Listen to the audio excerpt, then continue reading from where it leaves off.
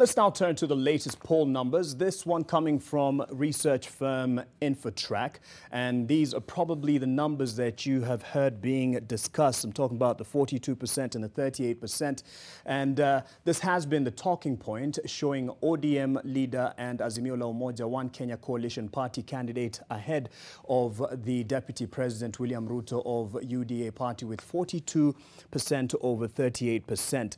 But if we break it down to the areas in terms of the regions where the front runners are popular at the moment, according to Infotrack, the areas in blue, the areas where 20 in number in the map, and the areas where Raila Odinga seems to be leading in popularity, and Ruto leading in popularity in these areas that are in yellow, 16 in number. And then the areas in red here on the map are what they have called the battlegrounds. And that's what they'll be fighting to win over, the areas they'll be fighting to win over as the campaign continues to pick up momentum. Now, since the 9th of May, when there was the last poll that was released, this is how the trends have changed. They were neck and neck, that is 42% in popularity. And now with this latest popularity Infotrack poll, it shows that Ruto has dropped 4 points. And within this time, that is when they both selected and chose their running mates. And that probably informs that.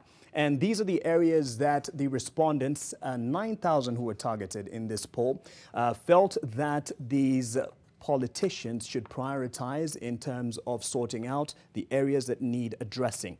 And at 64%, inflation and cost of living. And at 50%, unemployment, development coming in at 28%, and it curves all the way down.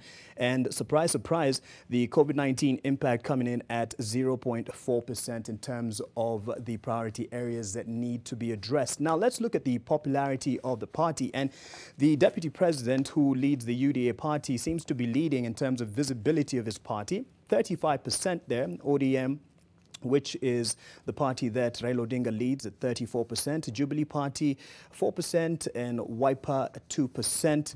And as you can see, the other numbers there alluded to the players, but this is primarily to the front runners. And asked if they would be voting, and that is the 9,000 or so respondents between the 23rd and the 27th of May.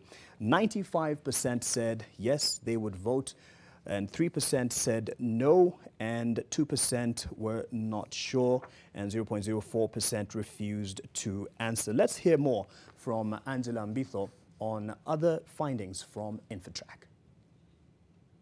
Before the running mates were mentioned, it was a neck-to-neck race. Okay? So Raila was at 42%, Ruto was at 42%. But Ruto has gone down. So his percentage is now at 38%. This probably tells us that the decision on running mate has worked to the disadvantage of one party, but has not significantly, as would have been expected yet, incrementally increased the popularity of another party.